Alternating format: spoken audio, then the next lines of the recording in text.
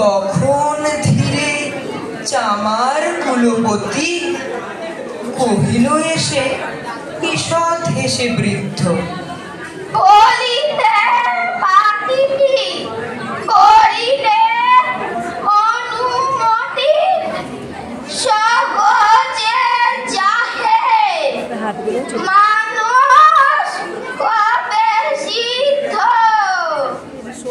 নিজে দুটি চরণ ঢাকো তবে ধরণী আর ঢাকিতে নাহি হবে। কহিল রাজা, এত কি হবে সিধে ভাবিয়া মোল সকল দেশ শুদ্ধ। মন্ত্রী কহে, ব্যাটারে সুর পিঠে তার মাঝে করিয়া রাখো রুদ্ধ।